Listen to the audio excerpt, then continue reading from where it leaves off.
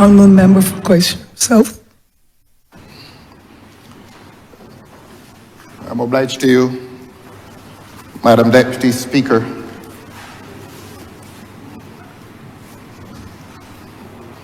As always, I listened to the honourable member who introduced what is before this Parliament today. And I always remind this chamber that I try to take notes as faithfully as I can do.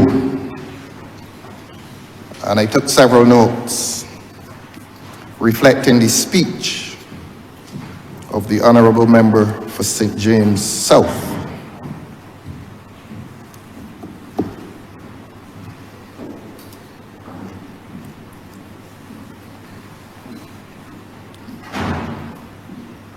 Maybe I would have been disappointed if I did not record the usual cliches, fit for purpose, and things of that nature.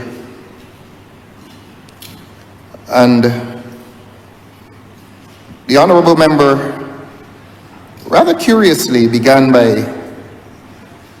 making reference to the ministerial statement which preceded her own introduction by a few seconds. Curiously also, the honourable member analogized this present exercise, or the proposed exercise of the corporatization of a government department, with the transition, as the honourable member termed it, from Sewell to Grantley Adams. And of course the references to the airport. And without saying it, of course the references to modernization. And of course modernization is a noble enterprise. And I record the honourable member to have said that this corporatization allows the unhindering. That's not the honourable member's words, these are my words. These words represent my interpretation of what the honourable member would have been saying, that the corporatization of this government department unhinders the ability to register businesses. And the honourable member is quoted again as saying that around the world there are trillions of dollars looking for opportunities for investment. And how does business Barbados affect economic growth? Now, these are rather ambitious statements, and this is a rather ambitious objective placed on a government department which shall become a corporation to attract the trillions of dollars that exist across the world. I rather think we have other government departments or other bodies of the state already charged with those responsibilities. But it is a rather ambitious mandate placed on a department which beg your pardon. Member for St. James South. Sedation. The honourable member may not have taken quite all the notes he needed. I spoke of Foreign Affairs, Invest Barbados, and all the entities that will seek out the business. That Business Barbados, its job is, once we attract it and it comes, to secure it. He might have missed that part of the speech, so I just wanted him not to fall into gross error. Thanks for your elucidation. Remember? I am sincerely indebted for that elucidation. Now, I was about to say that I wonder if one should place, and I accept the point of elucidation, but having admitted, the honorable member having admitted that she would have placed those mandates and responsibility elsewhere, the staff at this new corporation will now be relieved to hear that it is not their sole and or entire business to attract the trillions of dollars that are around the world looking for opportunities for investment. I can speak to, professionally, of course, I can speak to the history of the department and to explain to the honorable member and to this country why those persons who presently work there would be so relieved, because they have come under a lot of public criticism.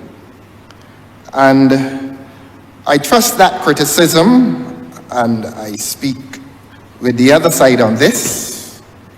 I trust that that criticism will not follow them into this new entity. So I, like them, would now be relieved to hear that those lofty responsibilities are not now transferred from other departments of this state onto them. Reference was made to, and I'm going to go through the notes that I took from the honorable member's speech before I come to the substance of my contribution.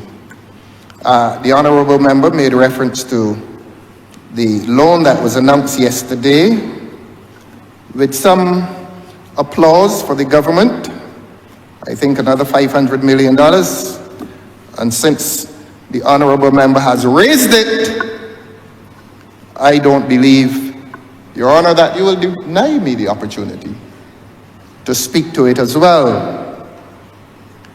And Barbadians went to bed last night and woke up this morning hearing that this country is now further indebted, except that the honorable member for St. James South considers it a moment of rejoicing.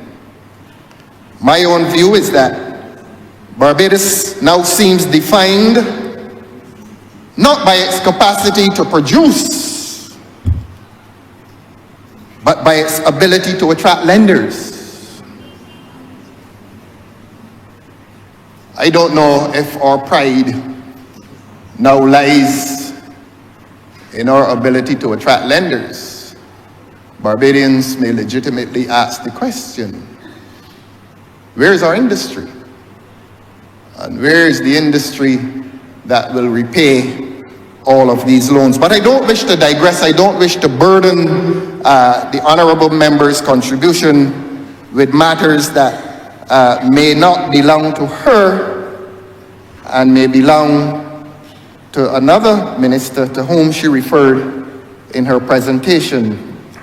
Whoever is the parliamentary representative for the constituency that contains Bridgefield may have sat with some anguish when the honorable member, in a rather broad presentation, said we have spent $78 million on roads. And that person, that representative, that parliamentary representative for the constituency that contains Bridgefield Road may have sat with some anguish and wondered why a portion of that $78 million could not have reached Bridgefield. But I said before, and I'm going to say it again, ma'am, under your presidency today of this chamber, that the roads that were paved were cricket roads or Kensington roads, so that while we come to this chamber today and we speak about inefficiencies in government departments, I want to remind the honorable member for St. James South that there has been grievous inefficiency attending the matter of road paving, which the honorable member now tells us reached the sum of $78 million. And the people in Bridgefield, who live in Bridgefield, and those who traverse Bridgefield, and those who tell me that they avoid Bridgefield in trying to get home, they spend larger sums on fuel for their cars because they do not wish to spend additional sums on suspensions and shocks and so on. But I do not digress from what is before the chamber today. These are matters that were referred to by the honorable member, and therefore you, ma'am, will not deny me the opportunity to give direct responses. And one of the penultimate quote that I noted, the honorable member said, "We build a platform for attracting business." The honorable member will not hear me disagreeing with that, since the department, when we go to other countries, when we consider the situation in other countries, and I know there is rather private admiration. I'm not going to use the word envy. A lot of people who think they envy people really admire them. So that there is some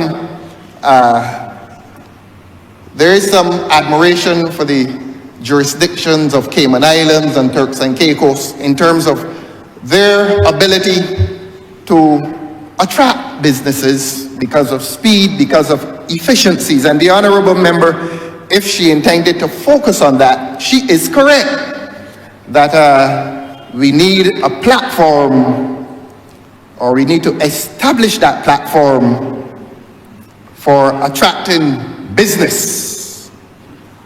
The question that will be asked ultimately of this government by this legislative initiative today is whether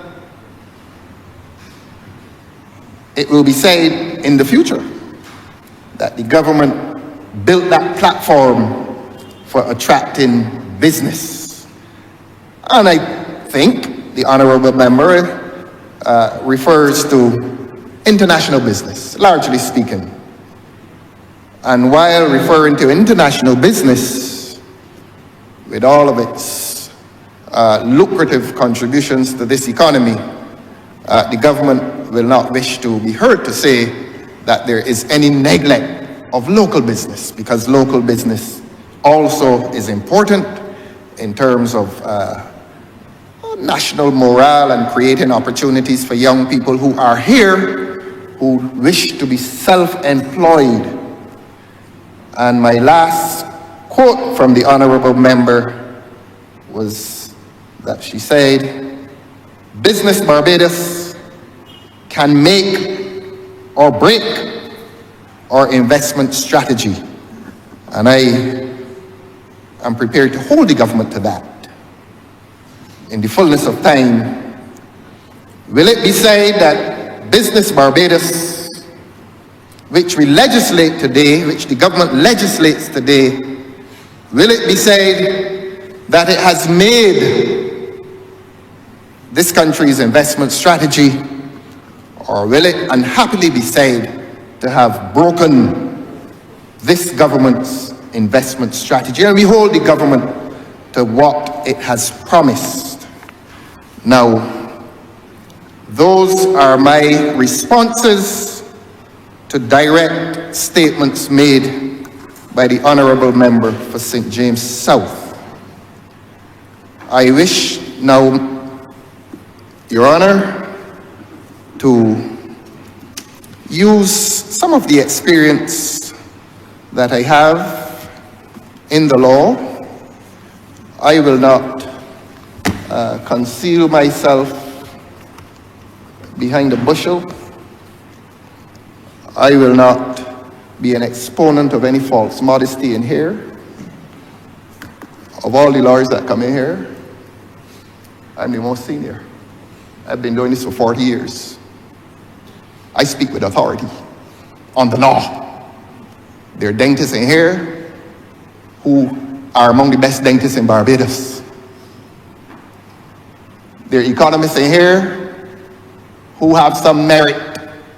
There are managers in here who have merit. And I will not be accused of false modesty. I am going to go into this act today, Your Honor, and to teach. And oh yes, that's where we all begin. And the chair, the Honorable Deputy Speaker reminds me that it all begins with teachers. And therefore, Your Honor, the fault is mine in failing to acknowledge teachers. And from all reports, you have been the best, or you have been among the best of them. And you don't have to teach in a tertiary institution to be considered the best. You took them from their infancy and made them into young adults and good adults. And so therefore, Your Honor, permit me to use my experience to give an exposition on this legislation that comes to the Parliament today. Now, it is normally the duty of a court, if a matter comes before the court, to give interpretation to legislation that has come before the Parliament. In other words, a lawsuit arises out of this legislation, and it is the judge that has to give interpretation to that legislation. In other words, he's asking, what did Parliament intend? What did Parliament mean? And I pause. There are also good doctors in here. I don't want to exhaust the list, but there are good doctors in here. And they will not hide their light under a bushel. Today, there's a lawyer speaking. Please let him be heard, Madam Deputy Speaker. And so, when a court is trying to interpret an act of Parliament, it may go to something they call the long title. This legislation seems not to contain a long title. A long title is that portion of legislation which explains its purpose, so that for some reason this legislation is deficient in that regard. So what do we do? As a Parliament and as an opposition, doing a critique of this legislation, and I'm entitled to do critiques. And I will not relent in doing critiques of the government's work. This is not personal engagement.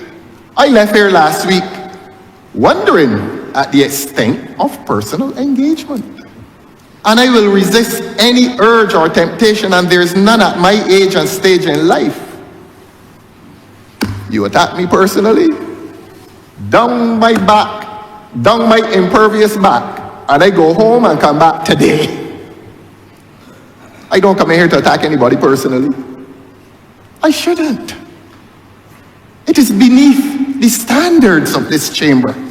So please, Your Honor, let me proceed. I'm so glad you're here today. Now, every bill, this is the bill,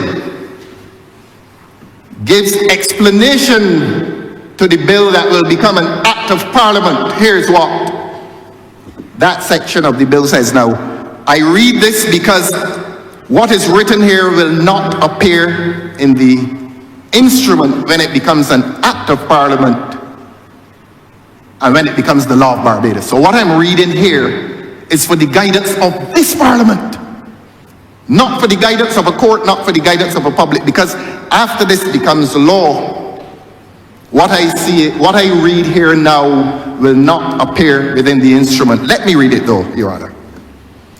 An act to establish a body corporate to be known as Business Barbados by coordinating and carrying out functions in relation to specified corporate and intellectual property enactments and to provide for related matters. Now, having read that, it speaks in English. I can read it a second time and try to understand what it is saying. I can read it a second time and try to get the essence of it. And so that it will not bypass you, Madam Deputy Speaker, I'm going to try to read it again to see if you can extrapolate some meaning from it. Permit me. I know the rules, the standing orders and so on. There are a lot of experts in here on standing orders.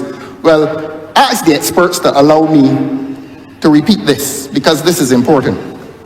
An act to establish a body corporate to be known as Business Barbados by coordinating and carrying out functions in relation to specified corporate and intellectual property enactments and to provide for related matters. I've read it a second time, ma'am, and you and I may still have some difficulty as to precisely what it means. So let us bypass that and go to the short title. Now, when a bill has a section that explains, and that explanation remains vague, you may go to the long title. And generally speaking, long titles don't remain vague. They're telling you what this legislation is about. Legislation is not an instrument intended to speak to lawyers or judges. Legislation speaks to the public writ large. It speaks to everybody. That's why they write it in English. And so, the short title, if the explanation to the bill is deficient, and if the bill, which will become an act of parliament, is deficient in terms of a long title, let us go to the short title. And the short title reads, as short titles read, it reads with brevity, this act may be cited as the Business Barbados Act 2024. All well and good. So in a few hours, we will have a Business Barbados Act. But what is its purpose? I may then have to go back to what the Honourable Member for St. James South said, and I quoted her, in saying that after this act is passed, maybe we will be more attractive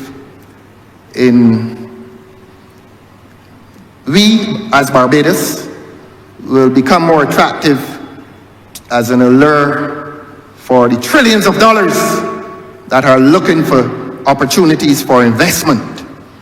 And with this new legislation, we may even find ourselves in an environment in which economic growth is affected.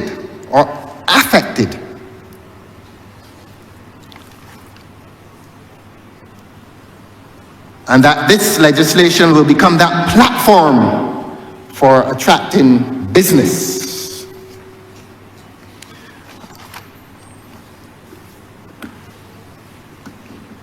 Historically, this department, we used to call it corporate affairs years ago. And as societies develop and modernize and business becomes more sophisticated and modernized, added to corporate affairs was intellectual property, because intellectual property represents a vast component of property which may be owned by persons, human or corporate. So it became the term CIPO. That was the acronym, Corporate Affairs and Intellectual Property Office. But I said all of that to say that historically, this government department was run by a lawyer.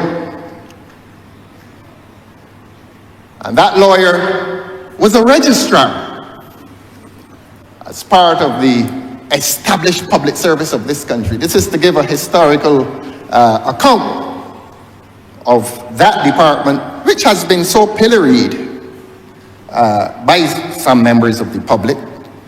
And it used to be run by a lawyer who I believe became the Registrar of Corporate Affairs.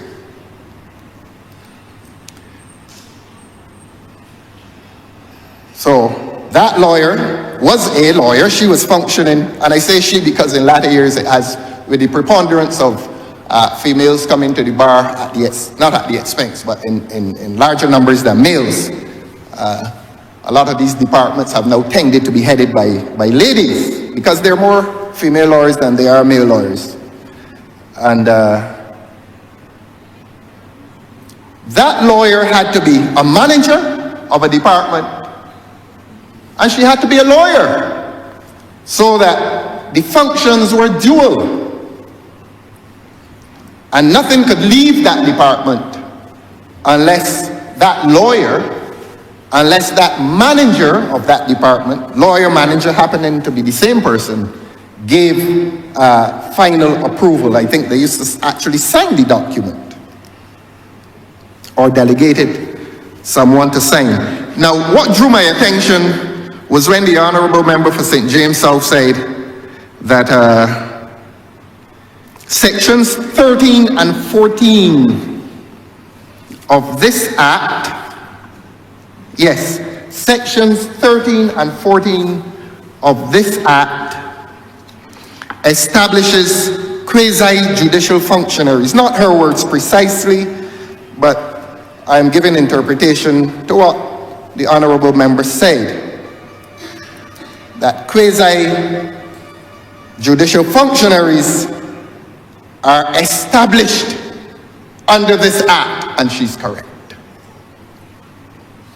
Because when the department used to be headed, as it is today, this very minute, when it was headed by a lawyer, by a registrar, by a manager, but essentially by a lawyer who was called a registrar, that person exercised a quasi-judicial function. The Honourable Member is correct.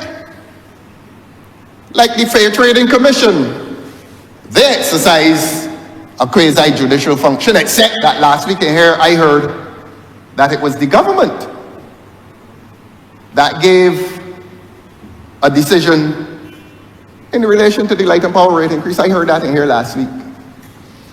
I have it on record. Go on YouTube and you can see it.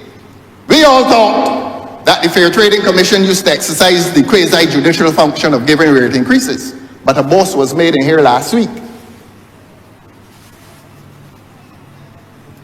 that it was the government that gave it.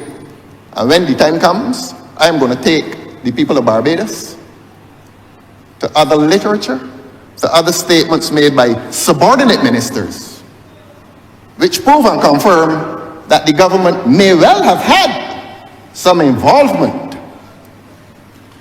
in that decision, which is going to cause Barbadians to pay higher light bills. But let us not digress, Your Honor.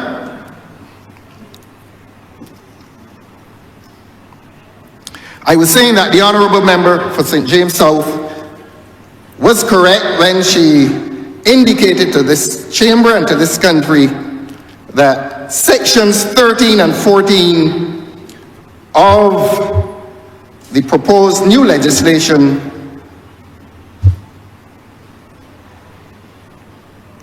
establish quasi-judicial functionaries. Beg your pardon, ma'am.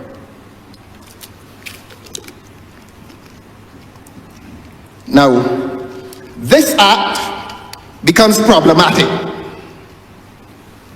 That is, you may say that is a personal and professional opinion, which I can express quite blandly, but you, ma'am, would call upon me to prove it. Let us go to Sections 13 and 14 as indicated by the Honourable Member for St. James South.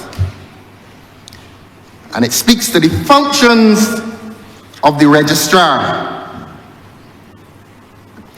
The registrar is responsible for administering and ensuring compliance with this Act and the specified enactment set out in the first schedule.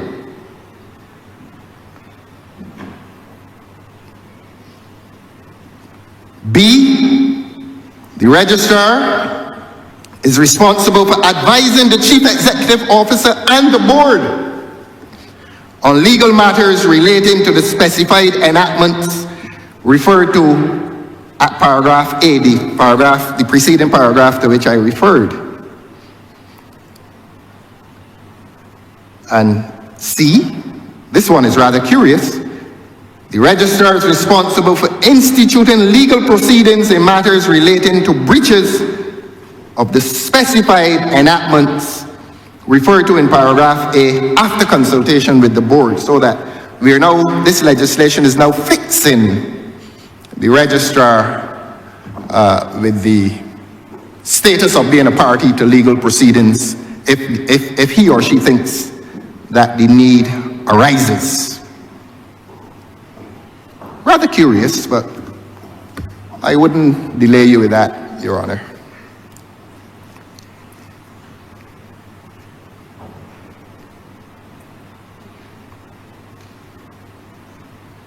D, the registrar is responsible for doing any other act or thing required to be done by the chief executive officer. Now, this is where the department becomes so differently and fundamentally and substantially constituted. As I said, ma'am, I traced the history. The registrar, in layman's terms, in ordinary parlance, he or she was the boss. It was a legal department, whatever we think of it, and whatever the Honorable Member for St. James South thinks of it, this was a legal department. This was a department that was given registration, and not only registration, but life and legal validity to corporations, to entities. And so you had a lawyer running the department. And I am not aware that this department will depart from those duties. It will remain a department that gives life to corporate entities. That is substantially what will be its purpose, its continued purpose. But now we have inserted into this department a chief executive officer. A chief executive officer.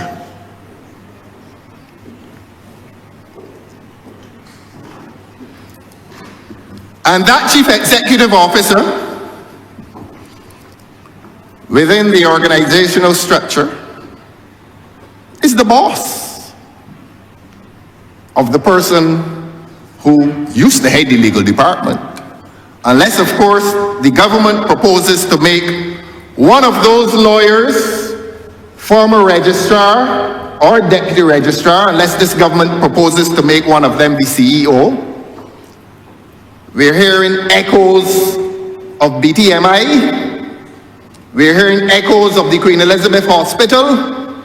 We're hearing echoes of hope, in which this government has seen it fit in a country filled with educated people to recolonize our state institutions.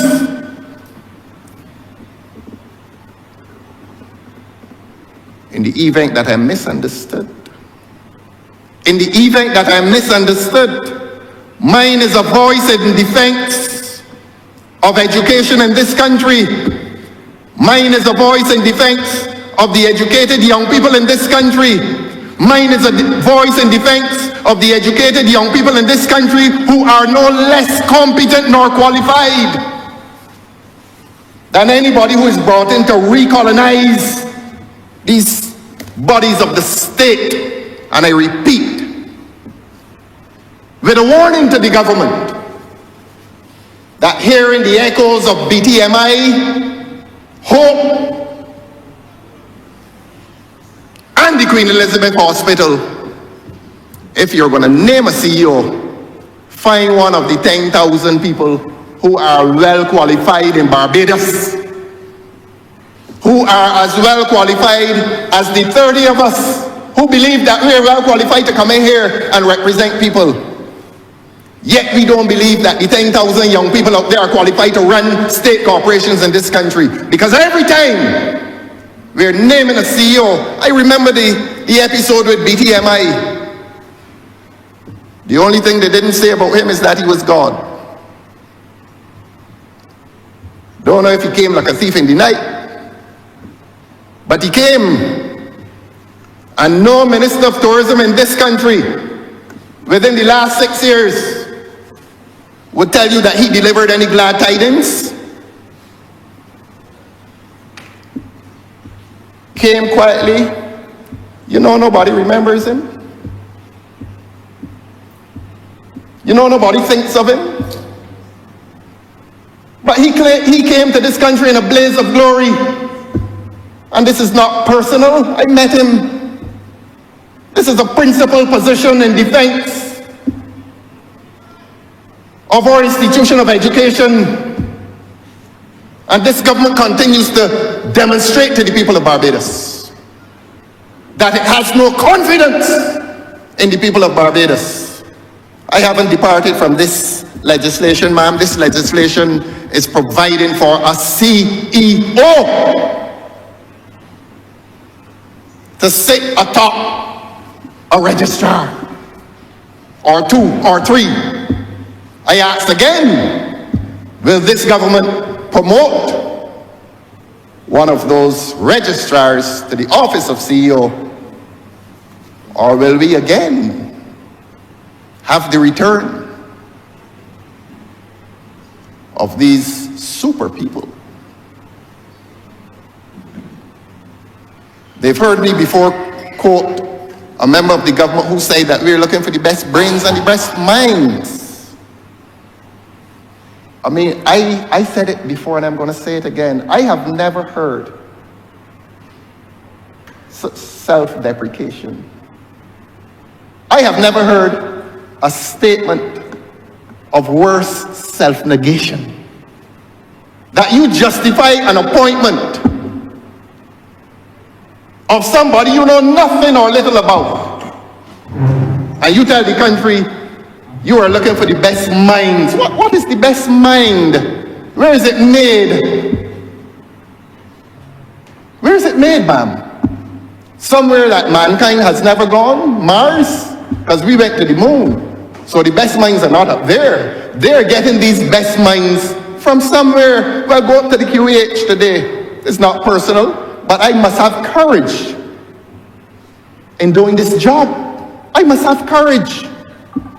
And I must ask the people of this country if the Hope Corporation is any better run than any of these 29 people in this government could run their constituencies. They're well qualified. The people say that. The people say to all of us, we want you. And we believe ourselves well qualified to do this work. And we can't look at another Barbadian who put us in this position and say to him that he is also well qualified to head the QEH or to head Hope or to head the BTMI at the time. And I must come in here and skin my teeth when the week comes. Because I'm looking for popularity. Well, I don't want any popularity. Principle, Your Honor. Principle. And so mine is a warning to this government that when it establishes Business Barbados, this is early warning. Treat this as an early warning system.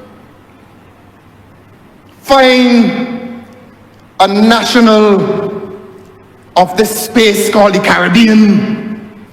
Find a national of this space from Jamaica down to Guyana, since we are CARICOM. Find one and stop this practice of national self-negation in which you're telling the young people in this country that they're not fit.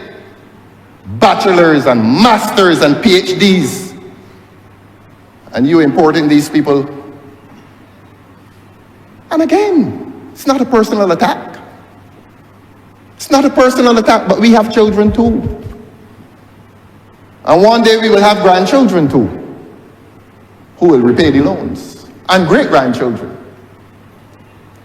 What account will we give to them? What will we say to them that we did while we were on this business? That we exported the leadership of our important state institutions to certain people? That's what we're going to say to them? Treat this government as an early warning that I bring attention to Business Barbados, which intends to hire and to employ a chief executive officer, that chief executive officer must come from within this Caribbean space. This is not nationalist bigotry. This is a recognition of our worth as a people. And we have spent too much time denying to our people their worth. And so I come back to the technicalities of the act. That was an intervention designed to give warning to this government that the people are watching you. And that if you want the people to highly regard you as a government, reciprocate with some high regard for them in terms of their competence and abilities and their qualification. Beg your pardon?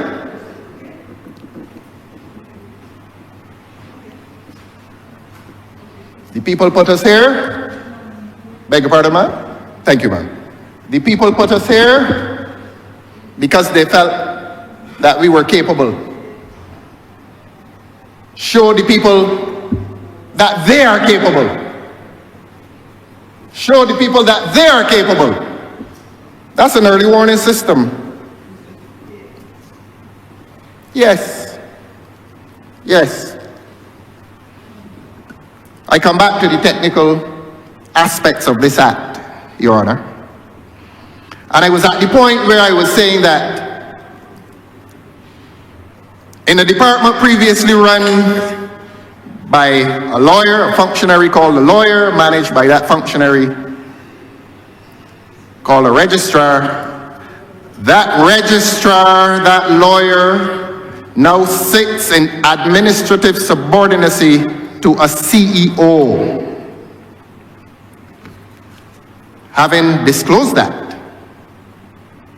here is, I beg your pardon, here's what the legislation is saying about the CEO. And that is at section 13. Beg your pardon, ma'am.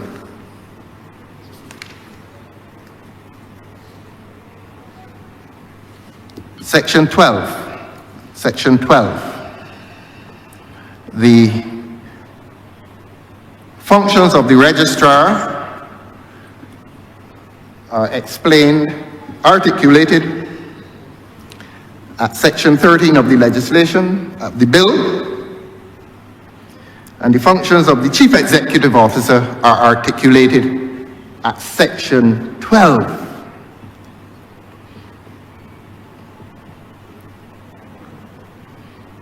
I don't think I read what are the functions of the registrar, but I'll read them, ma'am. The registrar is responsible for administering and ensuring compliance with this act and the specified enactments set out in the first schedule. B, advising the chief executive officer and the board on legal matters relating to the specified enactments referred to at paragraph A. So already we have an indication that the CEO doesn't have to be fixed with legal expertise because the registrar is advising him or her on legal matters.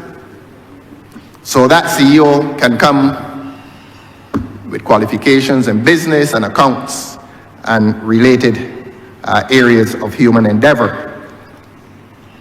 As I've said before, the registrar has the power to initiate legal proceedings, and 13(1)(d), the registrar is responsible for doing any other act or thing required to be done by the chief executive officer.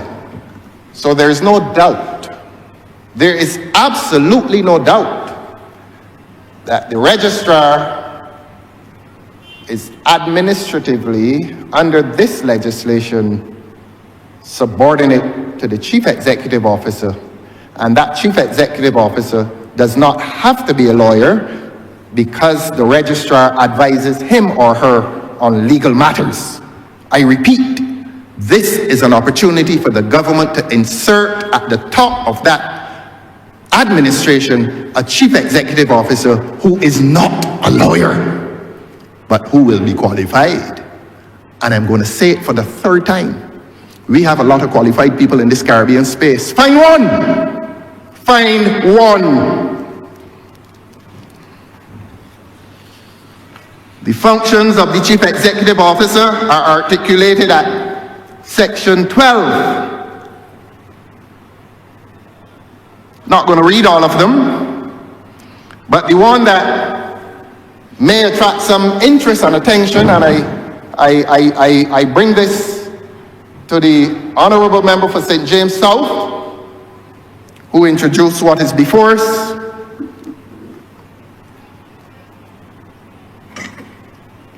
Here is what section 12, subsection 3 says, and this is pertaining to the functions of the chief executive officer.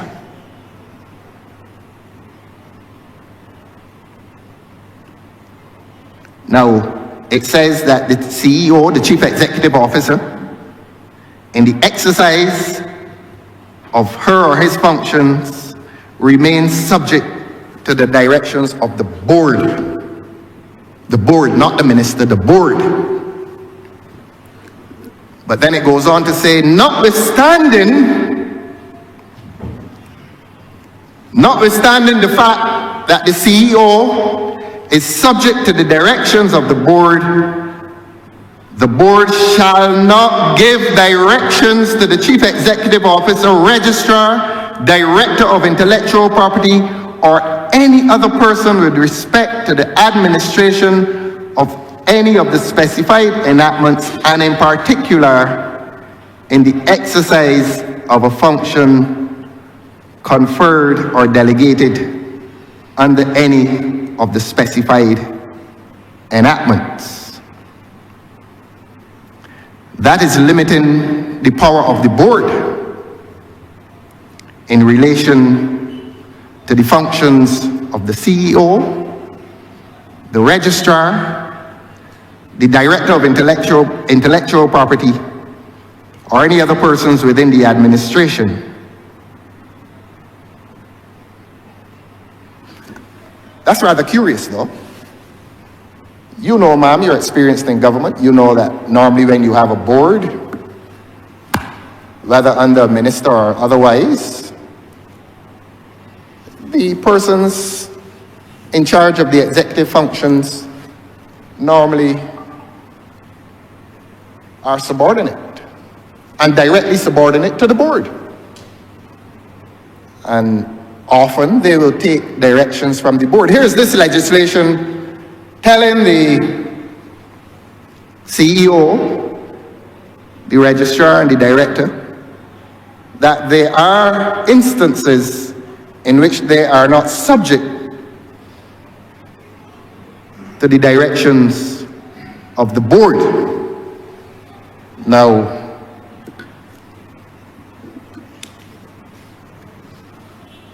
John Milton, many years ago, wrote a Paradise Lost. And the most famous quote from Paradise Lost was, is, rout on rout, ruin upon ruin, confusion worse confounded. Rout on rout, ruin upon ruin, confusion worse confounded. Here is an administrative design in which this legislation seems to be creating what I can only call petty sovereignties, petty fiefdoms. Everybody's going in their own direction. The CEO going to the left, the registrar going to the right, the board somewhere else off looking on because the CEO and the registrar, they're not obliged to take any directions from the board under this legislation in relation to certain matters. So I want to say to the government, and the criticism remains constructive. I don't care who is the draftsman. It matters not to me. I don't care who is the minister. I am indifferent to that. I am speaking law and administration. And I am saying that this legislation as presently constituted offers potential for confusion and disorder, the creation of petty sovereignties, petty fiefdoms within the administration that is contemplated. That this person doesn't have to take directions from that person, except that that person is a board. Perhaps a chairman of a board. Where are their teeth? So that I wonder if the government is so humble as to revisit this legislation. Not because anybody has been mischievous. I don't think anybody has been mischievous. But I think this well fits in with the Paradise Lost that John Milton wrote about. Route on route, ruin upon ruin, confusion worse confounded.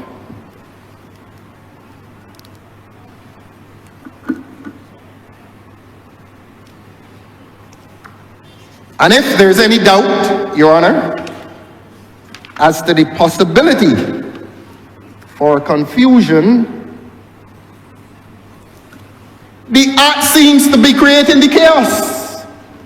Explicitly, I take you, Your Honor, to section 10, subsection 2 of the legislation. Now that section 10 speaks as to the staff of Business Barbados and the establishment of divisions. So that it's quite reasonable that you will have and can have divisions within a corporation. Division of labor. And that John is responsible for that, Mary is responsible for that, but then they all report to the CEO, and the CEO becomes answerable or sits under the direction of a board. But I've demonstrated to you that this act itself is saying that in certain matters, no, the board cannot give directions in relation to certain important matters. So here's the potential for confusion. Here's the potential for chaos within an organization which is supposed to engender confidence in investors. That's where we are. And I listen to every word. And I listen to the noble intent of the honorable member for St. James South, who probably meant well. But when we begin to deconstruct and to dissect the legislation, it is a recipe for confusion. And that's why I quoted John Milton's Paradise Lost. I go back to section 10 of the legislation, man. Madam Deputy Speaker. Beg your pardon. I'm a little concerned because I stand on a point of order. The honourable member is misleading the chamber, and I suspect he may have misled himself by not reading properly this bill. The bill clearly states that the Chief Executive Officer is subject to the board, and it clearly states, going to it now, in subsection 2 of section 12, it clearly states the Chief Executive Officer is in the exercise of the Chief Executive Officer's function subject to the directions of the board. Then in sections 13 and sections 14, where it outlines the functions of the registrar and the director of intellectual property, it says that where they have to deal with judicial matters coming from out of a law. That the same one that you read, subsection 2 of section 13, and it's in the same position for the Director of Intellectual Property, that if the law says X, Y, and Z, the board nor the CEO cannot tell the directors that they're not to do it. It is like what happens in a hospital. You have a chief executive officer, but that chief executive officer cannot call a doctor and tell the doctor how to administer, diagnose, prescribe, or deal with a patient. That is outside of the purview of the CEO. Now, I recognize that he may have thought it might cause confusion because they were unable to work out these matters in the Democratic Labour Party as to what was to happen with him in here and the other person being president, and they were confused, and it resulted in, and I understand his need for us not to fall into chaos, right? So I appreciate the concern, but I just want to reassure him that this legislation does not create chaos, for the simple reason that it ensures that when it comes to the law, that no one interferes with the directors who have to execute judgment on the law.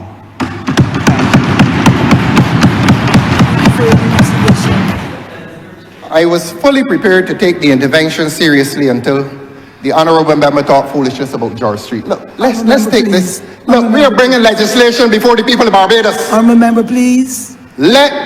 Oh, I'm shouting too much for you, ma'am? No, sir. Oh, Please do not accuse any honourable member here of talking foolishness. of talking foolishness. Yes, sir. We are So all the here. reference made to George Street, isn't that foolishness when we are trying to debate a piece of legislation?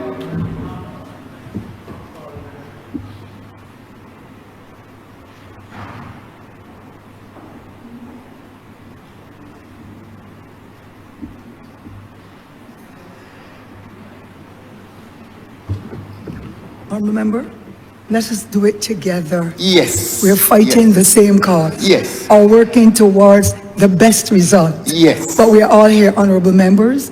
So please, watch your adjectives, sir. Yes, I'll watch. Thank you. And the nouns too. And the nouns.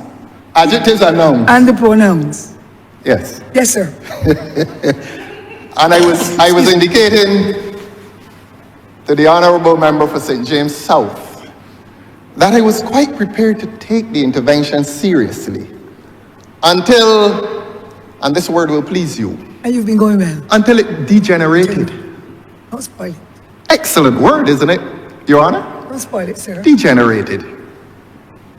And I was looking forward to the dialectical approach. The thesis, the antithesis, and hopefully we will arrive at the synthesis. And she doesn't have to be a communist to know that. Honourable member, the honourable member. In fact, I don't think she's a communist. Never has been. She's not even a socialist. Will you continue, sir? But she understands the dialectic. Now, when the honourable member attempted to clarify by reference to subsection 2, in which reads, the chief executive officer and this is subsection 2 of section 12. And she read that, and those who did not understand what she was saying applauded. And those who understood what she was saying remained silent. And here's what the honourable member was saying. That under the functions of chief executive officer, at subsection 2 it says, the chief executive officer is in the exercise of the chief executive officer's functions subject to the directions of the board. So that the honourable member made reference to that to contradict the point I was making. And the honourable member is saying to you, ma'am, and to this country, no. What he is saying is not true. This legislation says that the CEO is subject to the directions of the board. That is what it reads. But I brought the honourable member to the section, the subsection, which comes immediately after. And it is written in English, and I'm going to read it for her, and for you, and for the people of Barbados, ma'am. It says, notwithstanding subsection 2, which is what the honorable member read, the board shall not give directions to the CEO, registrar, director of intellectual property, or any other person with respect to the administration of any of the specified enactments, and in particular in the exercise of a function conferred or delegated by under any of the specified enactments. So that subsection 3 is an exception to the subsection that the honorable member read. It does not stop at subsection 2, Your Honor. The legislation goes on to provide for cases in which the registrar is not subject to the directions of the board.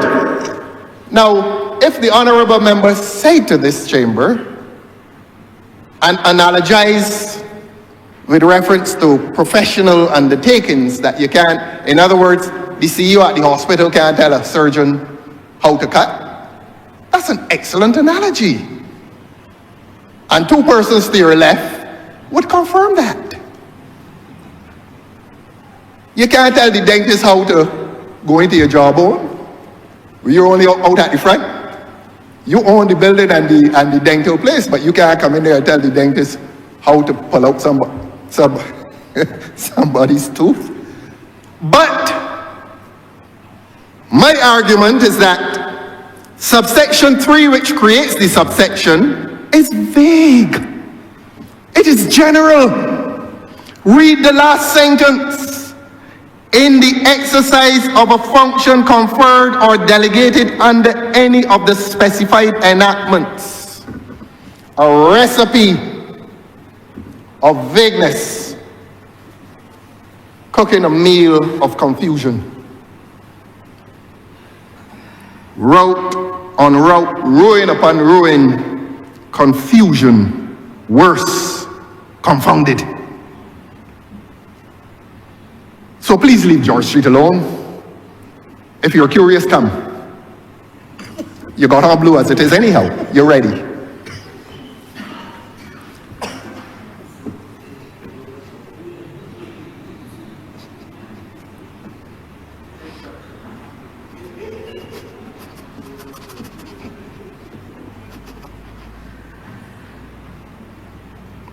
Now this board, I'm taking the honorable member back to the legislation. Perhaps she made an excellent political speech. So do not be discomfited now that I take you into the technical aspects of the legislation. Ma'am, that's my training. And if the honorable member came here without the benefit of legal advice, I'm sorry. I can't be out here and out there too. And I'm trying to help the other side with some legal interventions. Something to be missing over here. Something missing out there. You seem to be missing. Miss it? I see it and I miss it. I bypass it. And you miss it. I don't miss it in that sense. Are you unsmart, sir? You see how often I smile in here, man? Because I'm here. Well, apart from that. The charm is Well, I smile more when you're in the chair. The charm is flowing over from Yes. you to me and me to you. Continue, sir. Thank you, ma'am. You're very kind. The board of this new business Barbados is established at Section 7 of the Act.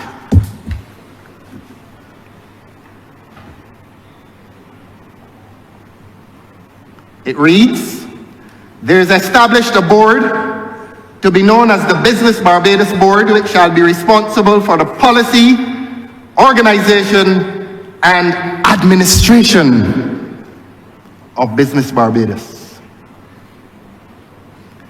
Now, this same board, that this legislation is telling that it is responsible for the administration of Business Barbados, this same board is told at Section 12, subsection 3, that although it is responsible for the administration of Business Barbados, it shall not give directions to high-level functionaries in certain circumstances. That is why I quoted John Milton. Look, it is one thing to write beautiful legislation. It is one thing for legislation to prescribe beautifully.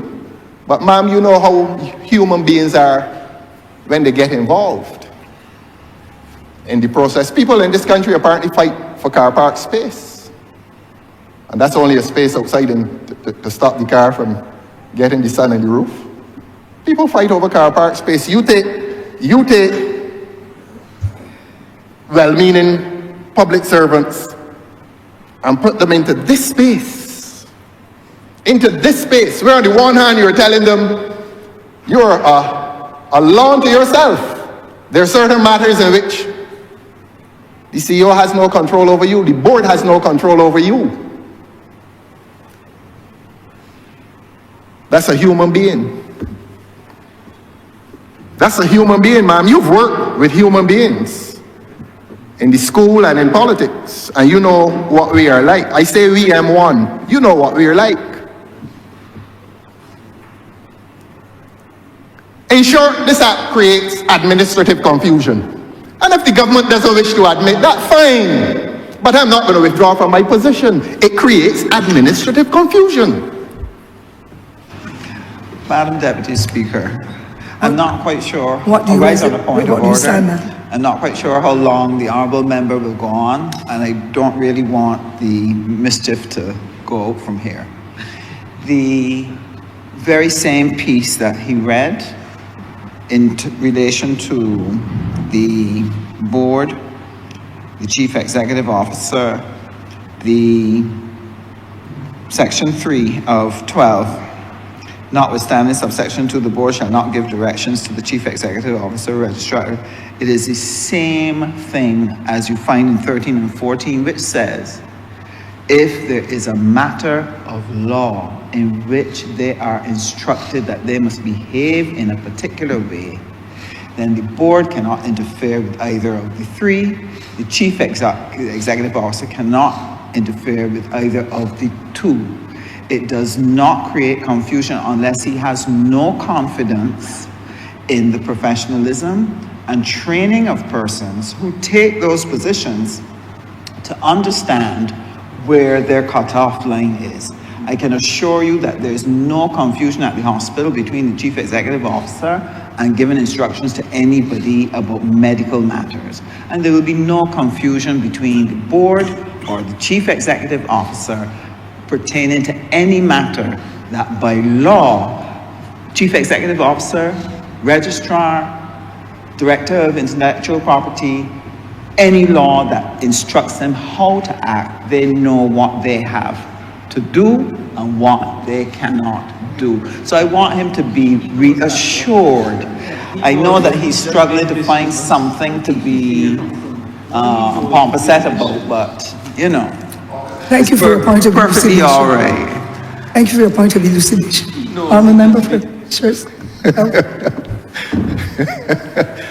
I'm not sure whether it was a point of order, point of elucidation, but I accept it. Point of order. Thank you. Now, I don't think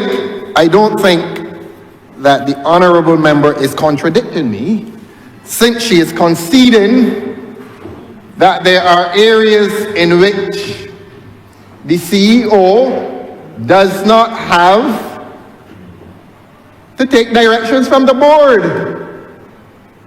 She's conceding that. And I don't know if she's conceding this, but there are general words at the end of the subsection, and I will read the general words. In the exercise of a function conferred or delegated under any of the specified enactments. It is broad. They haven't listed them here. It is subject to the interpretation of the CEO. It is subject to the interpretation of the board. And all I'm saying to the honourable member is that there will be circumstances, human beings functioning as they are, will have their own interpretations as to what are their functions and as to who is trespassing. And any time you find legislation, Your Honor, and I want the honourable member to hear this, which presents vagueness in relation to conduct, to administrative conduct, it becomes subject to personal or individual interpretation. That's all I'm telling the honourable member, that this legislation is creating a recipe for confusion. And it does it at section 13, beg your pardon, it does it at section 12, subsection 3, and it does it at section 13, subsection 2. Subsection 12 refers to the functions of the Chief Executive Officer, and I will say it plainly. Section 12 tells the Chief Executive Officer that in certain circumstances, he or she is not subject to the directions of the board. It says that. You know, it goes on then, section 13, to the registrar. And it articulates the functions of the registrar. And then, as obtains with the Chief Executive Officer, this legislation also gives to the registrar an opportunity to say, but I am not answerable to the Chief Executive Officer. So you're here telling the Chief Executive Officer that there are circumstances, general or specific, you decide, in which he or she is not answerable to the board. Doesn't have to follow the directions of the board. You know, the same legislation in the next section goes on to tell the registrar that he or she, and they don't talk about directions now, they say is not answerable. And I'm going to read it, Your Honor. I'm going to read it for the honourable member for St. James South. You're hearing it for the first time when I spoke. We heard a beautiful speech about investment and trillions and all kinds of things. All kinds of things that don't exist in reality. What trillions or what? The only trillions you're talking about is reparations. Functions of registrar. Those functions of the registrar are articulated at section 13, subsection 1, A, B, C, and D.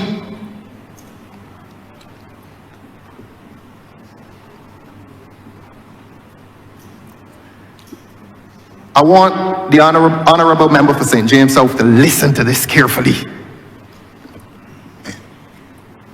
When the legislation speaks of the functions of the registrar, it says at 13.1d that the registrar is responsible for doing any other act or thing required to be done by the Chief Executive Officer. Under functions, the registrar is told that he or she must do any other act or thing required to be done by the Chief Executive Officer. Here's what the next section says. Notwithstanding anything to the contrary in this act, but subject to subsection 1B and C, and any provision of the specified enactment in the first schedule, the registrar shall not be answerable to the Chief Executive Officer, the board, or the minister in the exercise of the duties, obligations, powers, or rights conferred on the registrar by any of the specified enactments in the same legislation. The legislation just tells the registrar that he or she must do any act or thing required to be done by the Chief Executive Officer. The section that follows immediately after that uses the word not answerable to. Not answerable to, section 13, subsection 2. Subsection 1 of section 13 says to the registrar, look, you have to abide by these responsibilities. And in abiding by these responsibilities, you must do any act or thing required to be done by the Chief Executive Officer. The very next section says to the registrar that she is not answerable to the Chief Executive Officer, the board, or the minister in the exercise of her duties, obligations, powers, or rights conferred on the registrar by any of the specified enactments. General. Again, general words, swinging wide. So on the one hand, you have to say you have to do what the CEO tells you to do. In the very next section, you're not answerable to him in relation to enactments. What are these enactments? You see, legislation, you have a duty in doing legislation. They got a quorum in here. Do you have a quorum, ma'am? Beg your pardon? We do. You do. I like the public to know how things are here shaping up. It's a good thing. You've never been here so long before, so you would not know. So we are happy that we're asking. You know, they tell and me, I'm gladly letting you know. they come in here every week, man, he don't read the rules. He doesn't know the standing orders, and that's a recitation among them. We do have more than a quorum. He don't know the standing orders. We're listening attentively to your... So whenever I see these things, the public will know how they're behaving. Because on YouTube, they only got me. But if I talk about the other business that is going on in here, they tell me I don't know the standing orders. We do have a quorum though. And if you leave, we will still have one. They're all over Barbados on Tuesdays. We will still have one. All over Barbados on Tuesdays. If you exit now, sir, we will still have a quorum. If I do what, ma'am? If you exit the building now, we will still have a quorum. But we're listening if I to you. exited? But we are listening to you attentively. Well, let the public So carry on, understand sir. all this thing about standing orders. No, we're not I allowed can't come it. in here and tell the public. That is your authority. I can't come in here and tell the public how they're behaving. Of course you do. Right, I'm going to tell the public how they're behaving, and that's why I asked you if we have a quorum. But we do have a quorum, sir, and if you exit now, we will still have a quorum. Well, the public has heard that. Therefore, because YouTube only focusing on the two of us. Let us continue with the focus. Let us continue. Yes, sir. Let us continue. They want to misbehave, and the public must not know. Every time a plane takes off at Grantley Adams, you're struggling to get a quorum in here. Honourable member, please do not reflect on that because it is not in keeping with what we know. Otherwise, there will be no sitting at this moment. We do exceed the numbers for a quorum. And you are casting aspersions now on my management, which would mean that I am denying, or excuse me, that I am not observing and directing this chamber in the way it should be managed. We do have a quorum. It's just helping you with the count, ma'am. You know I like to help you. Sir, no man can help me, even especially a short man. It can't work. It can't work, sir. It can't work, sir. But let us carry on in good faith. Let us carry on. Yes, in good please. faith, ma'am. Yes, please. Let us carry on with the quorum that we have.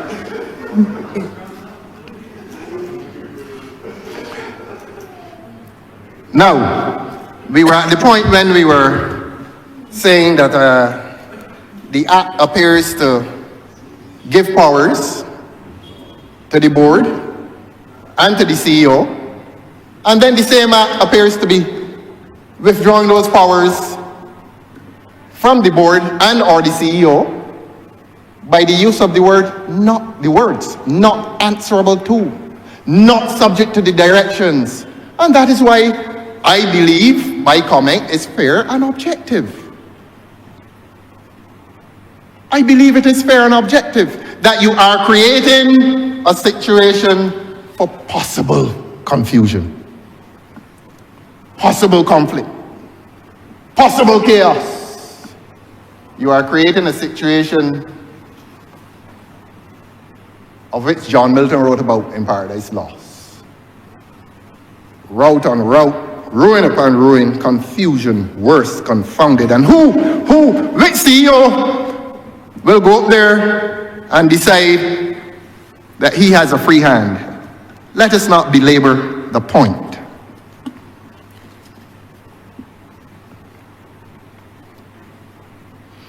So that we spoke about the board and its functions.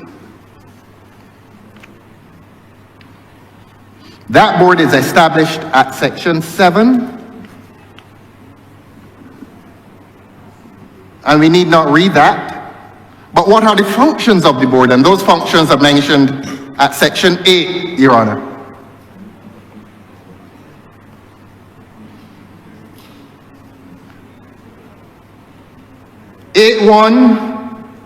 A to D establishes the functions of the board, or describes, I beg your pardon, the functions of the board. The board is established at section 7. There's no difficulty with that. But in terms of the functions of the board, that is contained at section 8 of the legislation. Here are those functions, Your Honor. The functions of the board are the appointment of staff to Business Barbados and the management thereof. I will go to C deliberately. The development of policies for the prudent and efficient management of Business Barbados. This is the board. Presumably, the board is a non-executive organ within Business Barbados. D, the monitoring of the performance of Business Barbados in respect of the discharge of its functions. Let us read that and consider it, because that is the function of most boards. So let us read it again, Your Honor. The function of this fourth function of the board is the monitoring of the performance of Business Barbados in respect of the discharge of its functions, supervisory, overviewing. And you know, ma'am, non-executive. We all know this, that boards tend to be non-executive. They only give them a little office, well, not a little office, they give them an office with a long table, 2 coffee machines, you get lemonade and cake, you go up there once a month, and depending on the quality of your chairmanship, I wouldn't say what they do. I will leave that alone. But boards are non-executive. They function as in a supervisory manner. They function to overview the work of the organization. And that is why that section is so apt. The monitoring of the performance of Business Barbados in respect of the discharge of its functions. But here, this government has inserted another function. 8.1b. Now I suspect you, with your vast experience, ma'am, you know about boards and you know how boards function and you know the relationship between the minister and the board. The minister puts the board there to see that the thing is running well. And when you have board meetings, you bring the CEO, because the CEO gives account to the board on behalf of the executives and the organization generally. So that is the hierarchy. Minister, board, CEO. And boards are non-executive. As we assume that this board is non-executive, but here's 8.1b. Let us read it, Your Honor. The functions of the board are the management of the resources and contracts of Business Barbados. Now, in the presence of the honorable member who led off this debate, who has risen to her feet more than once to offer a point of elucidation, the member who is well steeped in business and administration, well steeped, this honorable member has made a name for herself in this polity. as someone well steeped in business. And if the honorable member does not rise to her feet again, we can conclude that she does not understand it or she has not read it. I will not accuse her of not understanding anything. I will not do that. I am not here to do that. But she has the opportunity, the honorable member has an opportunity to rise to her feet now or in response to say whether 81B is an executive function or whether it is a function normally associated with boards of management. I will read it again, 81B. The functions of this board include the management of the resources and contracts of Business Barbados. So when I quoted John Milton, they thought I was joking. You have a board that is now managing a board, ma'am. Non-executive persons, or are they? Because this seems like an executive function to me. That if you're managing contracts of Business Barbados, and if that is stipulated in the legislation expressly, it is there, it's not done by implication, that seems to me to be an executive function. So that when I accuse this government of bringing legislation here, which is in keeping with the fall of the angels into doom, further to what John Milton wrote, Paradise Lost, it seems that what we have now, we are going to lose it by this legislation. If it is paradise now, we are losing it. Because the registrar running up there now. But this government now proposes to institute a body where the various duties are vague and create confusion, route on route, ruin upon ruin, confusion, worse, confounded. And I say to this government, ma'am, that section 81B of the legislation fixes the board with an executive responsibility. Who will explain that? Who among this government, including the member that led off this legislation, who will explain that? I was interrupted several times. I welcome an interruption now. Not a word. Not a word. I press on. I invited it, not a word. Perhaps they'll explain it in the other place.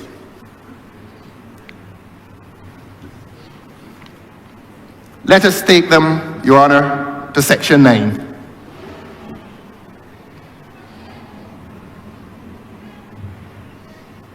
More confusion. The board may delegate such of its functions as it thinks expedient for the purpose of effectively transacting the business of the board to the chairman, a committee of the board, or the chief executive officer of Business Barbados. Now, you know, when you read things, people don't assimilate it all at the same time. But this one is saying to the board that I accuse under this legislation of usurping executive functions of the CEO by taking those functions unto itself, managing contracts.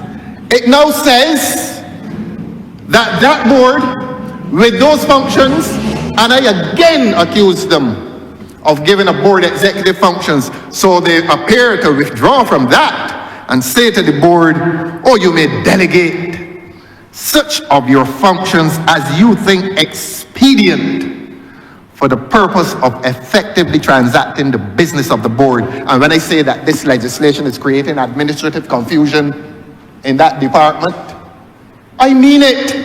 Here is the evidence. You are giving duties to a board that it ought not to have. And I say they're executive functions. And then in the section that follows immediately after, you recognize that, you acknowledge that, and says to the board, okay, well, you may delegate those functions. In other words, hand them down to somebody else. Hand them down. according to their discretion. And here are the persons to whom that board fixing itself. Well, it doesn't fix itself. The legislation fixes it with that responsibility. And here is that board, having been fixed with executive functions, now being told that it can delegate, hand down some of those functions to these persons. The chairman. The chairman, ma'am, you have a board. How many people they have on the board?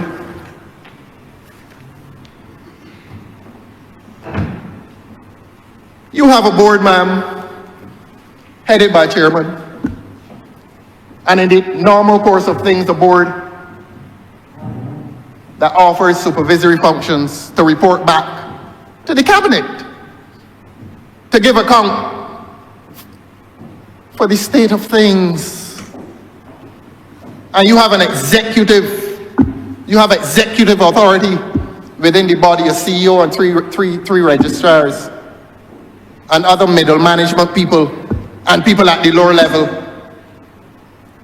And then you say to the board that it can delegate functions to a chairman.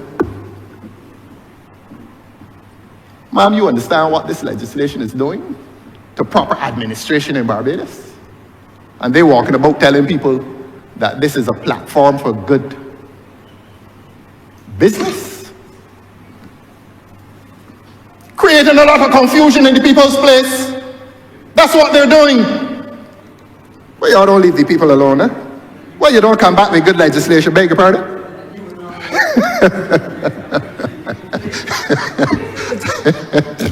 All right. I can take it, you know. I can take it. I can take it. I can take it, ma'am. Well, if I share lashes, I must expect some. They're not dead, you know. They're not dead. And I like to encourage them to speak because I know they don't speak on Thursdays. So that when they come in here on Tuesdays, man, and they're laughing and carrying on and thumping tables, not one of them can speak at a cabinet meeting. Not one. So laugh, my brothers. Enjoy yourselves. I am helping their therapeutic exercise. I want them to speak. Sometimes there are times when I thought they had lost the ability to speak. So I like when they're shouting at me, and you realize, ma'am, I don't even object. I love them. And it is because I love them that I want to see them happy. I believe they want you to focus on some of the benefits of the same legislation. And if instead of that Tuesdays, critical. yes, ma'am. And we'll pay attention to that. Yes. Go ahead, sir. They're worthy of love. And I demonstrate my love by encouraging them to speak on Tuesdays. Give me a call on Thursday and tell me how you're doing, though. Thursday night, tell me how the day was.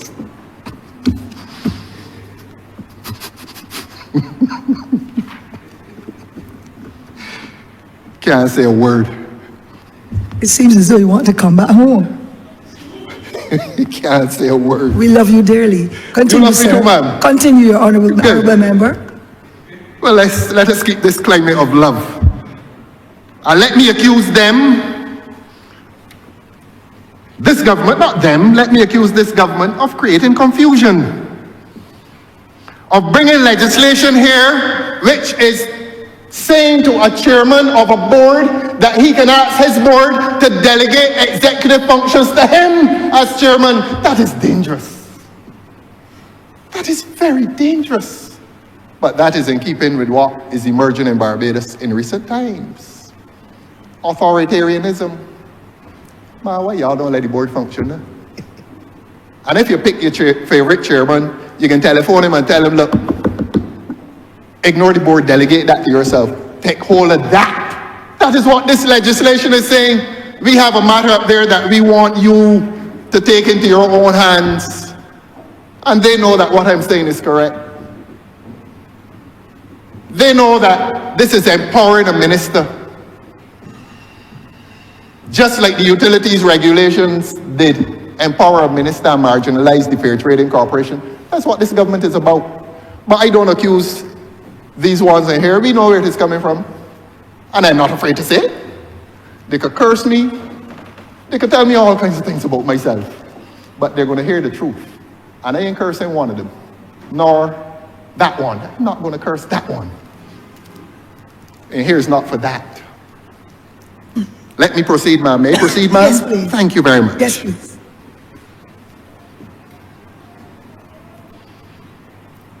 So here's a board permitting the chairman to take on executive functions. I make no apology for saying that. Or the legislation is telling the board that it may delegate those executive functions to a committee of the board. What are they proposing to do with the lives of these public servants? And they go farther. They're saying to the board that it may give some of its functions to the chief executive officer. So that here you have an organization that is supposed to be running harmoniously, and a chairman of a board or board is being permitted to extract from within the organization certain persons and giving those persons those functions. That is why I spoke of human nature. That you have an organization with proper divisions of labor, proper divisions of administrative involvement. And you picking out some people and saying, I want you to do so and so. Whether it is mischief or not, I want you to do it. And the legislation itself says contracts, dealing with contracts. Dealing with contracts. And the public of Barbados knows how sensitive is the issue of awarding contracts. The public of Barbados knows how serious and sensitive is the issue pertaining to the award of contracts by government. Government is the single richest corporation in this country. Collects millions of dollars per week. No other business in Barbados located in Barbados makes as much profit as government. And so that when government begins to award contracts, it can award lucrative contracts not to its enemies, but to its friends and families. And recently they've been adding another word, but that is not for here. Indeed not. So why do you think this legislation is removing the question of contracts away from the CEO, away from the registrars, and giving it to the board? And even then, it is removing the issue of those contracts from the board and telling the board that it may ask the chairman or the CEO to deal with the matter of contracts individually. And unless there's an opposition to come in here and point at these things, the public believes that this is just another piece of corporate legislation. Let it slide. That there's nothing untoward about it. But here's the legislation itself.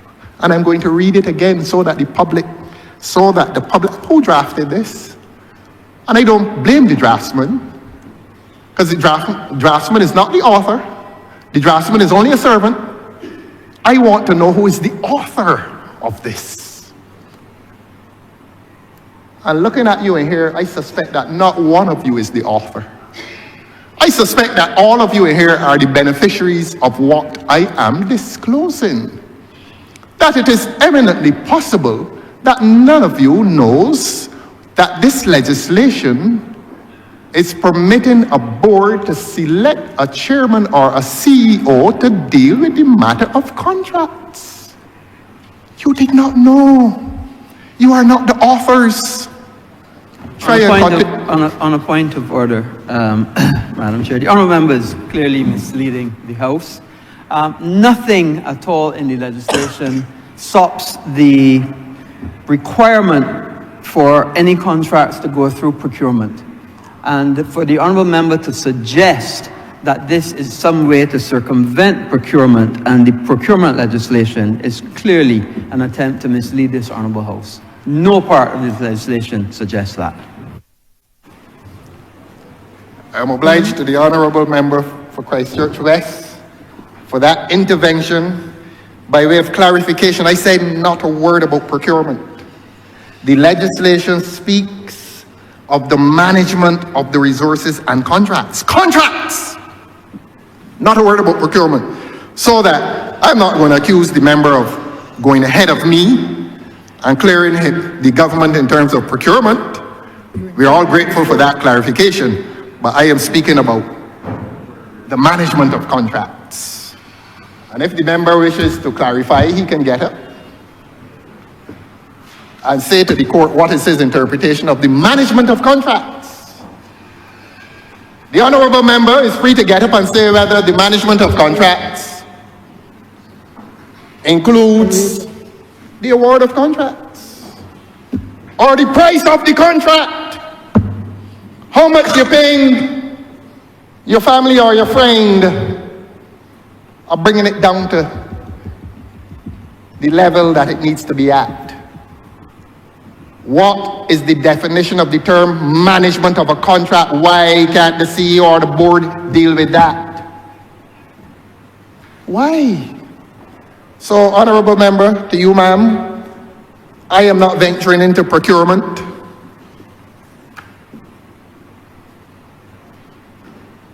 I am asking why this legislation allows a chairman, independently of his board, to deal with the management of contracts. It is there, section 8(1)(b). The public will now ask the question, when this bill becomes the law, I want the public of Barbados to remember section 8(1)(b) of this legislation, which gives a chairman or a CEO, and I'm going to focus on the chairman, acting by himself. Who is the author, honourable member? Not you. Not one of you. Who is the author? Don't answer that. Lose your pick.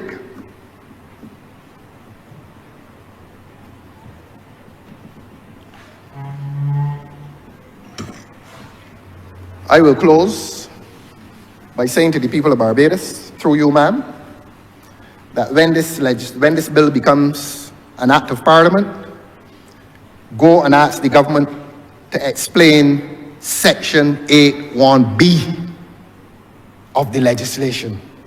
I have dealt with the administration of things that could create confusion.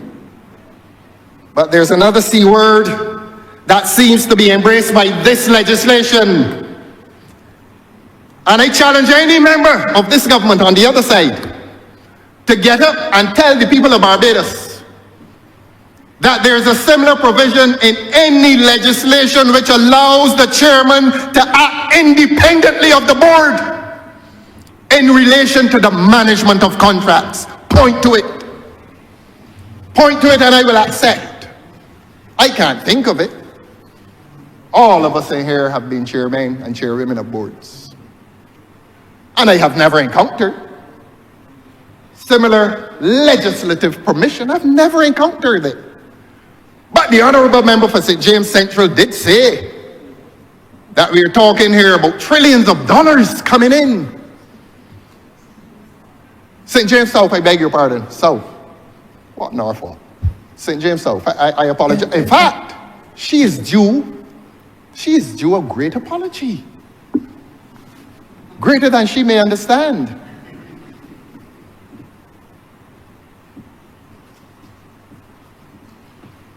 Lots of men give him an apology. Beg your pardon? Lots of men have to give him an apology. No, If you want to make that apology now, sir, please. The apology is for the honourable member for St. James South, who will sit there and say, but how could he do that? to me. I apologize.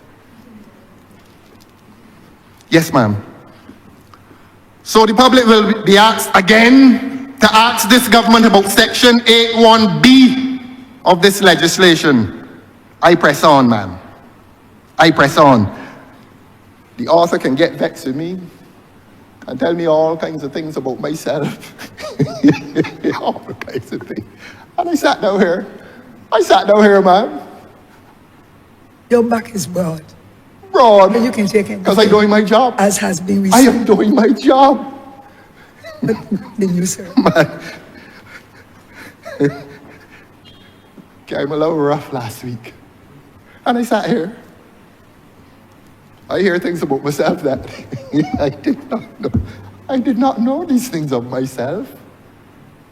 That, You know, sir, in politics you get a lot of that. Yeah, But let us keep the focus they prepare on the matter videos under for discussion, and then we could talk outside. I should be in Queen's Park, still shedding all kinds of things. Why? All I could do is laugh, tell the truth. So, ma'am, I will not be deterred. I will press on.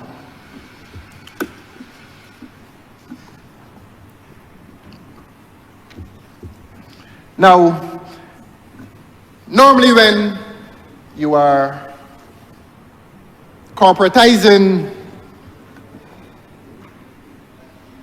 a department of the public service, there will be issues related to the continuation of that service and the rights and privileges and so on. And that always will be a concern for those who continue. Now, the legislation, and this is not controversial, the legislation itself speaks as to that continuation, and it seems to be given an option to those good young men and women who work there. The legislation seems to be saying to them that they can continue on secondment, in other words, they continue as public servants, or that they can leave the public service and take full-time employment with this place called Business Barbados, which is going to bring in trillions of dollars into this country if we are to take the honourable member for St. James South at her word. We await those trillions of dollars. You see, we accuse the government of sweet talk. And it is not an accusation that is without foundation or merit. Because if you bring this legislation here today and you're saying to the people of Barbados that by this single stroke, there are trillions of dollars out there somewhere hiding behind a rock in the Middle East or Japan. And as soon as you pass this legislation, trillions coming in. And when people in Barbados say that these people talk is sweet and not delivering, they get vexed. They get vexed. But I wish the honourable member had not said that this morning, that this legislation will unleash the trillions of dollars that are looking to come from under that rock and come into this country and find investment and make trillions upon trillions of dollars. Let us come back to the bread and butter of the legislation. Let us not be fanciful. Let us not tell the people of Barbados fairy tales about this legislation. We've already told the people of Barbados not the fairy tale, but the horror story that is contained possibly at 81B. I don't want them to forget it.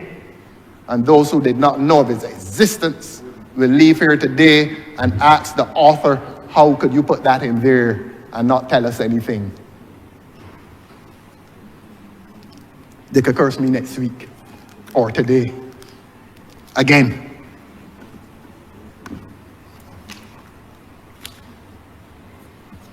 So I was saying to you, ma'am, that the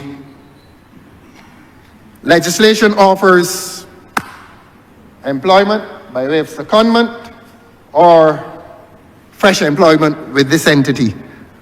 I will not want to be one advising anyone there.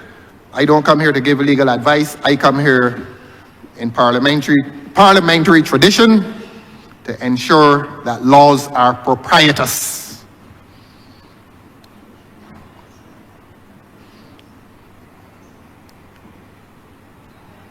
I am now going to bring the public to section 16 of the Act.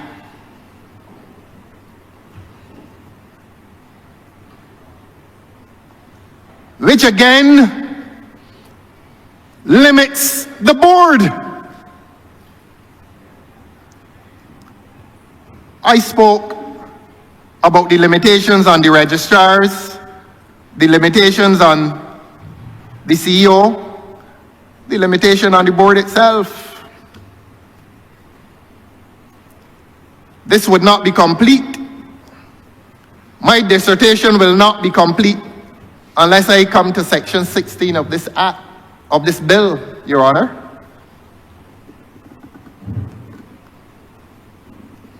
Section 16 says, well, it has a rubric, it has a heading which says limitation on powers of the board concerning staff, etc. I wonder why. I wonder why they're not giving the board its usual powers in relation to staff. You know, ma'am? Well, let me tell you what the legislation says. Notwithstanding the powers conferred on the board by Section 8, which is the one I just read. So they're telling you the legislation is now saying, and I'm going to say it in a way that we all understand it. It does not matter what Section 8 says. Listen to Section 16. The board shall not, without the prior approval of the minister, assign to a post established by Business Barbados a salary in excess of such amount per annum as the minister may determine. So that, I'm not going to read it exhaustively. Section 16 is saying to the board that in relation to certain matters concerning staff, hold your horses. Hold your horses. You may be a board. But when it comes to assigning posts, appointing persons to posts established by Business Barbados, and the other one, providing for the payment of pensions, gratuities, and similar benefits, hold your horses, board. And it says to the board, hold your horses, because this is now time for the minister. This is now time for political power. You are corporatizing a department of government. You are given, presumably, fullest powers to a board and a CEO. And when it comes to certain matters concerning the staff, hold your horses. It is now time for ministerial power to be displayed. Hold your horses, board. It is now time for the exercise of political power. And this legislation proposed wishes to claim that it is pursuing corporatization. This is not in the nature of corporatization. Let the corporation be run by its corporate executives and its board. Butt out, minister. Butt out. If you're corporatizing the thing, you still want to choose the staff. You still want to determine who are the experts, and I use the word expert, and the act itself, the bill itself, speaks of experts. Here is where it speaks of experts. Section 18. So that Section 16 is saying to the board, I'm going to repeat it. Section 16 is saying to the board, to what they call it? Barbados what? Business Barbados. We're establishing you as a corporation. Run your business. Run your business. But some clever politician has determined that matters involving the staff are to be dealt with by the minister. And you tell me, and you tell this country that you're corporatizing. You're not corporatizing. You are colonizing.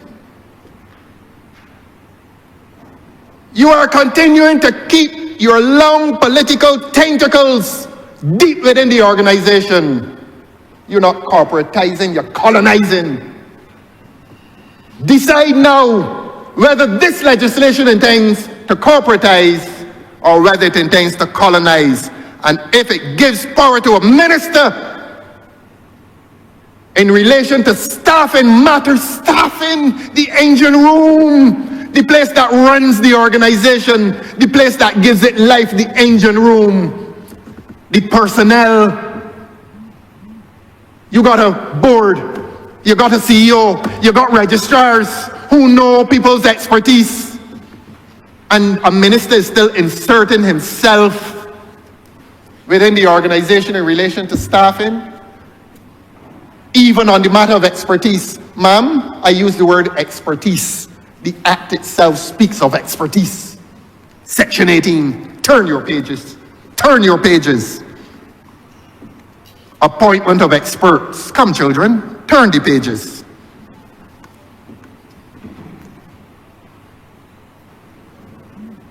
The heading of this bill reads appointment of experts. You were a teacher for many, many years, and I'm only quoting you. Turn your pages, children. Section 18. They cursed me in here last week. They called me all kinds of names. All kinds of names. And I can't exchange a term of endearment.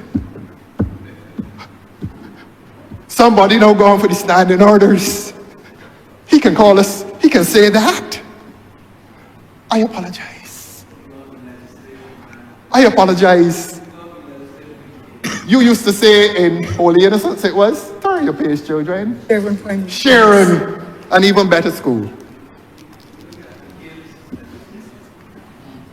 Beg your pardon? Holy Innocents. Oh, the alma My mater. education. Sharon Pioneers. Yes. And all of them are excellent. Yes. You've made a wonderful contribution to the development of this country. No, I'm way behind you. I defer. I defer. Section 18 deals with the appointment of experts. Business Barbados may appoint on such terms and conditions as the minister approves, such experts as it considers necessary to assist it in such manner as it determines. I made this reference earlier, ma'am, and I'm going to make it again. This legislation at Section 18 is given to the government, whether it is a 27-person government or a one-person government. It is given to the government the right to decide who are the experts on this globe. And when I say echoes of BTMI and QEH and HOPE, and there are a few others, but I'm not ready to talk about them yet because they think that the people in Barbados don't know. They think I don't know. I would say it so that my colleagues in here, my parliamentary colleagues would know, but I don't want them to know yet. There are people working for this government, and my colleagues whom I love so much don't know who is working for the government. They have consultants in this government, and my colleagues don't know. So I don't abuse them. I don't abuse them.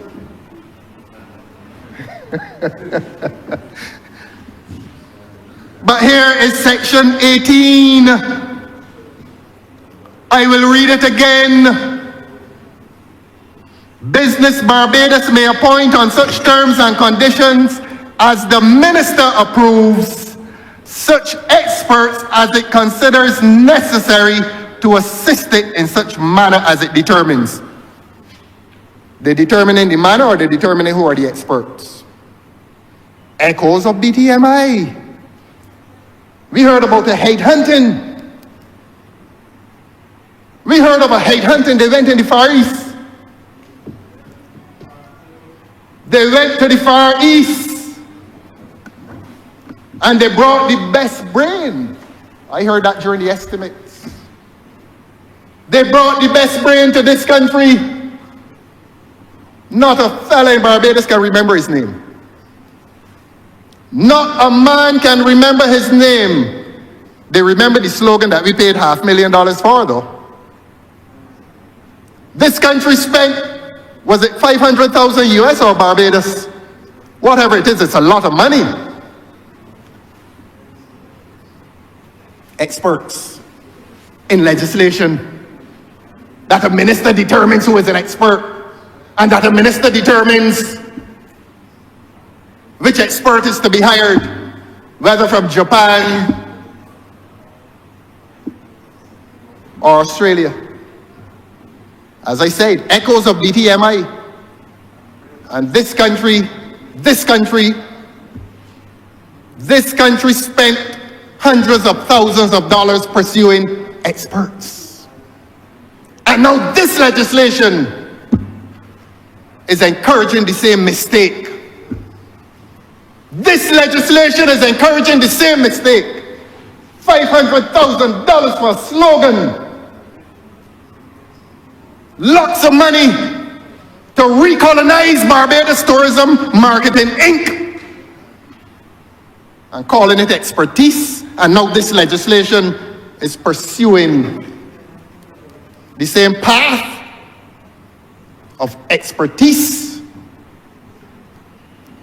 Mona closed down. St. Augustine closed down. I know Kefil is open. And I know that it is time that this government gives some respect to the bright young people in Barbados who are capable of running our public entities, whether they're corporatized or whether they are part of the established public service. Come here telling me foolishness about I should be in Queen's Park and all that. I'm insincere. The people in Barbados are insincere for their protests against injustice, against murdered ambitions, while our young people are forming a long queue to the Toronto airport. We are bringing experts into this country and telling our young people that these are the best minds. And we don't have good minds in this country. We didn't have good minds when they populated this place with 30 of us. That is the only time this government pauses for expertise, to ask people to make them a government. We are here at the will of the people, and we must serve the interests of the people, and we do disservice to the interests of the people of this country when we can't take up the 25-year-old or 35-year-old or 45-year-old children and give them opportunities to do these jobs. I beg your pardon, Your Honor. I beg your pardon for this emotional exhalation. And I'm not acting. I feel strongly about these things. You know how much this country did for me, man? You know that if I were born in Missouri or New York, the son of working class people, I couldn't be in a legislative body. My parents would have had to have spent hundreds of thousands of dollars in an American system. America the Great and the Beautiful has not been so great and beautiful for a lot of poor people's children. And the greatness and the beauty of this country, ma'am, is that the poorest, the most humble, those out of Nazareth have occupied the highest offices in this country, whether it is a government or a corporation. And I defy this government to any time in the future deny our young people the chance to head our corporations. Don't tell me about any Queen's Park. Every one of you in here feels strongly about this. Every one of you. With a few exceptions, apparently. with a few exceptions, and I'm not going to still my voice on it. Careful closed down.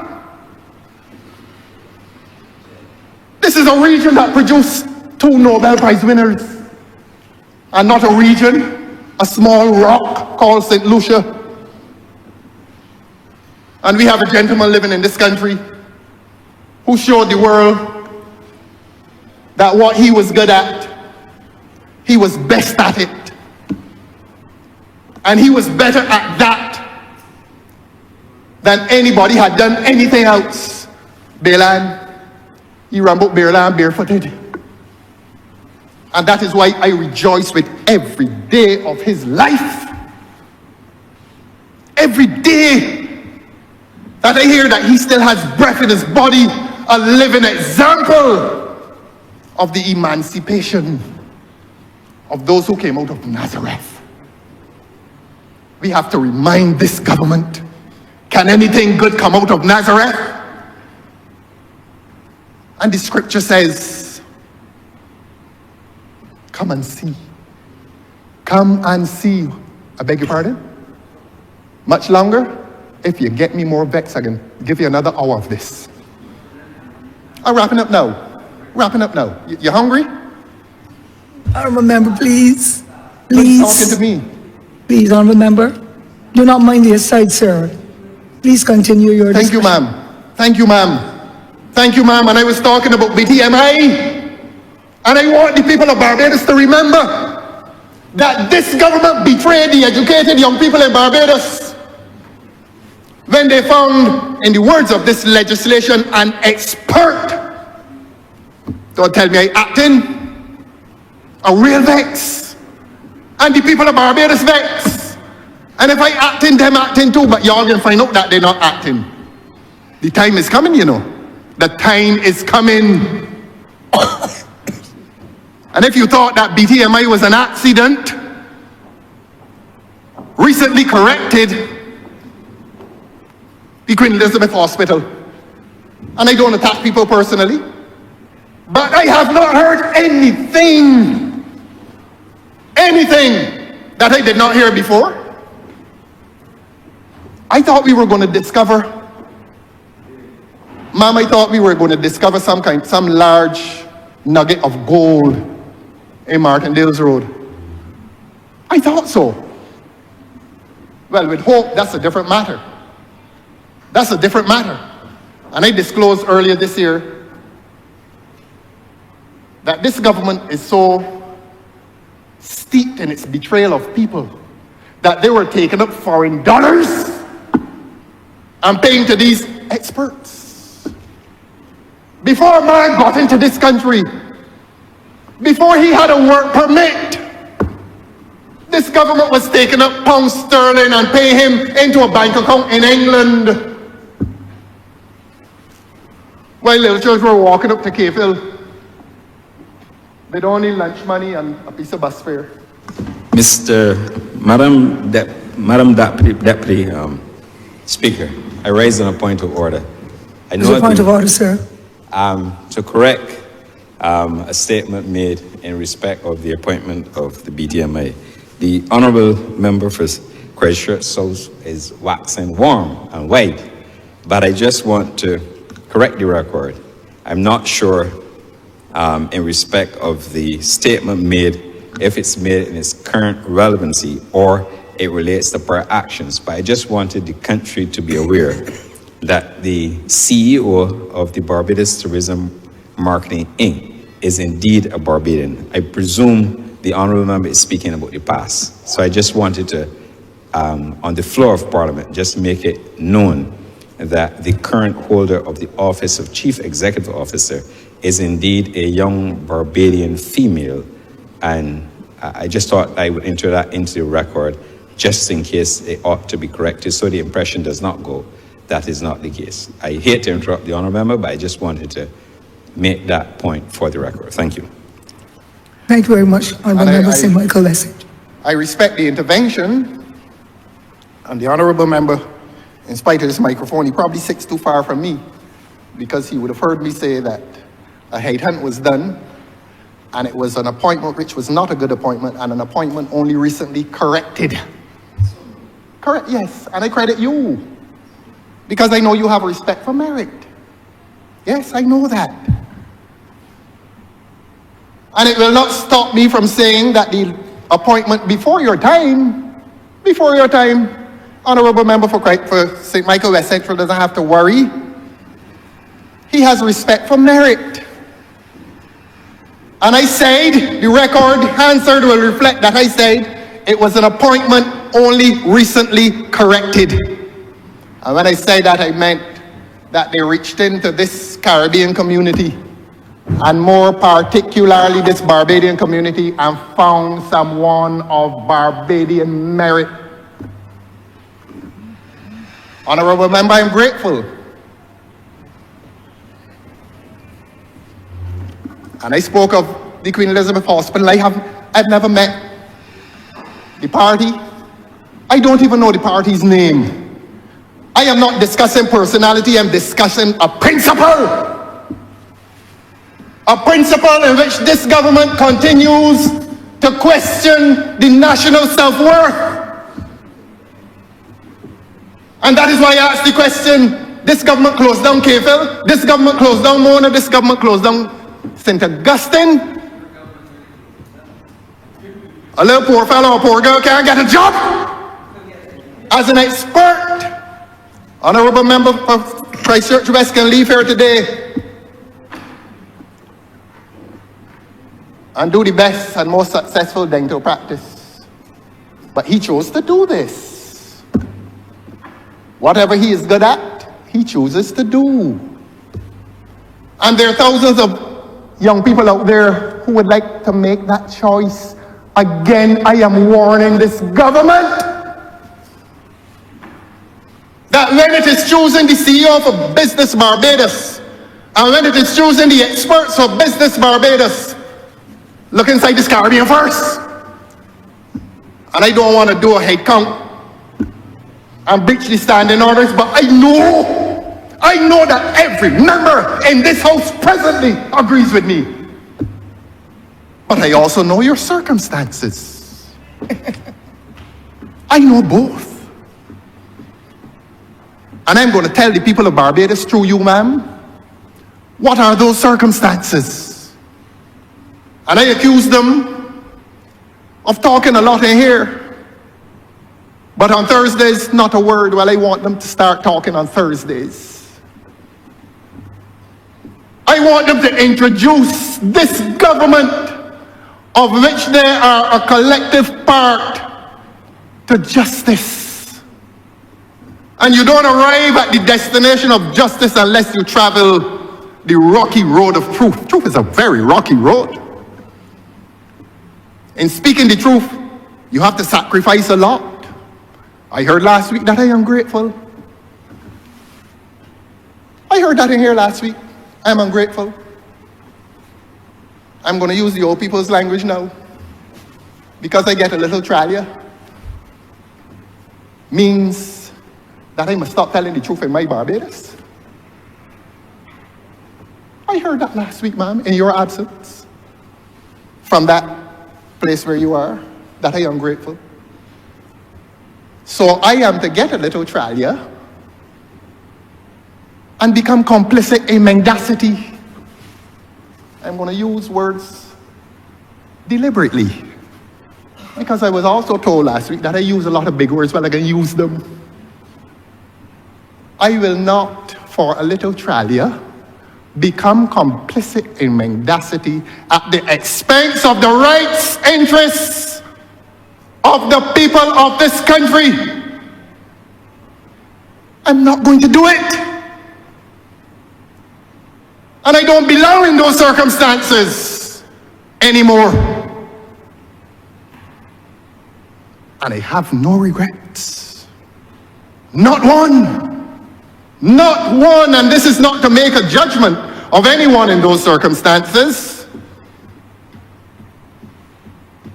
Every man got a right to determine his own destiny. They like Bob Marley, I commend that line of Bob Marley's. Every man got a right to determine his own destiny. I'm wrapping up. I'm wrapping up. I will alleviate the discomfort. I will alleviate it. Those who are hungry shall be fed very shortly. But I wanted to nourish your spirit with the truth. As to this legislation, and as to the possible sinister aspects of this legislation, don't accuse any of you of being the author. Who the cap fit, let them wear it. They like Bob Marley. Man to man. You want the whole thing, Your Honor? It's so unjust. You don't know who to trust. Let us come back to the legislation more particularly, ma'am. And let me say that I would ask this government to revisit Section 16 of this legislation, which is allowing the minister on behalf of the government to encroach, to trespass on a corporation in terms of the quality of persons who classify as experts. The persons best qualified to know expertise and to appreciate the expertise that is needed for the corporation are the persons who work there, whether as chief executive officer, as registrar, or as chairman and board. What minister what? What minister what? I'm going to go back to it in closing. I've heard your appeals of hunger. I've heard them. Honourable member, please. Please. Echoes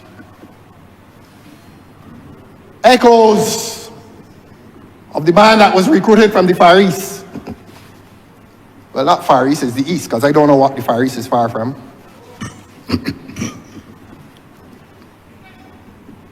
Echoes of QEH, still echoing. Echoes of hope, which is more despair than anything else. I'm very serious, not acting. This is genuine anger. But I'm not supposed to come here and be angry. But what I will say to this government is that the people out there are angry. The people out there are angry. And I want my colleagues to know it. And they're not angry because they hate any of them. They're angry at the indifference that this government is showing to the rights of people. And this legislation today, one would not think that corporate legislation would expose or reveal government's indifference, but it does. In that section where it says that a minister has the right now in this country to determine who is the expert that is to go and work at Business Barbados. Leave, if you're corporatizing, corporatize. If you want to colonize, do that. But don't try to do both. And the legislation is not doing both. The legislation is purporting to corporatize. But the effect of the legislation is for governmental colonization of this entity that is supposed to be called Business Barbados. The business of the government in this regard is wrong. It is immoral. It is wrong and it is immoral.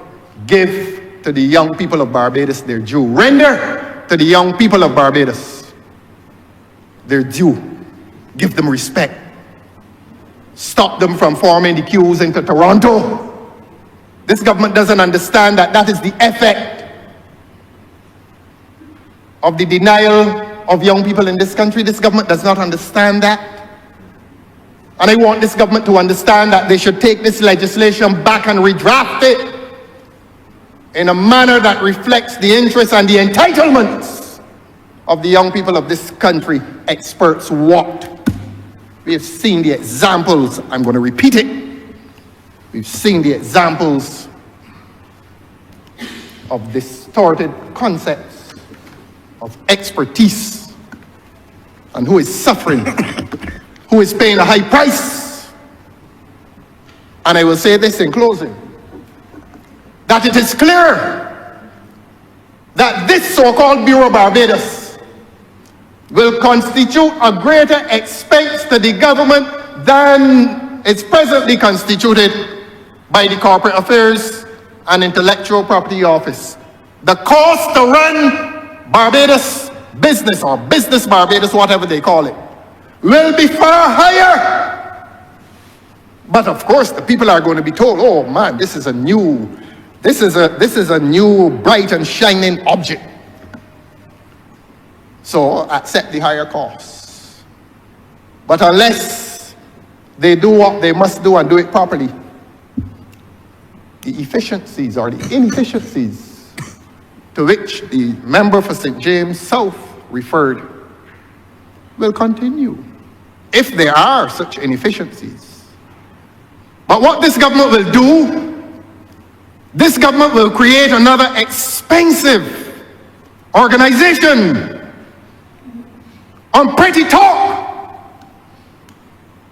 Pretty talk. That is Barbados's biggest industry now, pretty talk. And the industrialist is the government. Everything is pretty talk and no results. Not a result. And this corporation is threatening to become another expensive undertaking of the government. If there are problems in there, fix the problems. No corporatization headed by whom they probably intend to head it will solve the problems. It threatens to be another massive expense. And I don't say that without the evidence. Because, ma'am, it is worth repeating that this country paid $500,000 for a few words. For a few words, a slogan. You got poor people running about this country can't buy a chicken. And this government took up the taxpayers' money in the tune of $500,000 and paid some people in New York to string together less than 10 words. Less than 10 words, a slogan. And that is why I say that this government is Barbados's sole industrialist in the manufacturing of pretty talk. And I don't say that because I can, the evidence is there. $500,000, $500,000. How many people that could have employed? But we employed the best minds up in New York. According to them, the best minds. Some genius mind came up with less than 10 words. And they expect people in Barbados not to be angry at them. $500,000. I don't even remember the nonsense that was written. They're not using it anymore. And the people of Barbados will remember that in its aftermath, this government set up a committee of 18 persons, having wasted the taxpayers' money. Like how they intend to waste it on this corporation. Came up with some council or commission to come up with a slogan. Ma'am, have you heard the likes of that? You were a teacher, ma'am. And you had young minds in your charge, teaching them to think creatively. And a government can justify its action when it gives $500,000 to somebody to come up with a slogan, and in the aftermath of dismal failure, the government sets up a commission. You drag up 18 people, put them around the table to come up with a slogan. Where's the slogan, Minister? It happened before your time, Honorable Member for St. Michael West Central. You have so much of a burden. And in having a burden, you have to unburden yourself of the nonsense that occurred in this country prior to your ascent to the Ministry of Tourism. A lot of nonsense they walk about this country doing, spinning left, right, and center. And then come and telling people, oh, we have a commission now. And they will come up with a slogan and tell me don't come in here and talk. Tell me don't come in here and talk, and if I talk, I am grateful. What you give me? What is I got? Well, whatever I got. Whatever it is I got. Perhaps a little Australia. But I will continue to speak the truth. And I will continue to remind the people of this country that this is a government of squandermania. Whether 1 or 27, there's squandermania. Man, abort last week. Abort last week. Not a word. Because this parliament must continue to be a place of dignity. And these personal attacks are not in keeping with the best of traditions. They're not. It is within the finest tradition of this parliament that this government must give account to the people of Barbados. And that everything that it does, it must consider that my responsibility is to scrutinize, analyze, criticize, and if necessary, chastise, and I will not resile from that public responsibility that I have under the Constitution of this country. You can heckle me about George Street till you can't heckle no more. It matters not to me. You can tell me all kinds of things about myself. Does not hurt me. You can try to silence me with insult. Does not stop me. Because unless I am visited with some grave misfortune, look for me next Tuesday. And look for me every Tuesday after that. Because somebody in this country has a responsibility to tell the truth about the nonsense that this government is doing. And there are hidden aspects within this legislation that reflect the nonsense, the injustice that is visited on the lives of the people of this country every day by a silent government. A silent government, but deadly. But deadly. Let us all go and eat. I'm obliged to you, ma'am. Honourable Member for Christchurch. Yes? Thank you very much, Madam Deputy Speaker. I beg to move that this Honourable Chamber be now suspended until 3:30 p.m. The question is that this Honourable Chamber be now suspended until 3:30 p.m. All other honourable members in favour, please say aye. Those against, please say no. Methinks the ayes have it. This Honourable Chamber is now suspended until 3:30 p.m. today.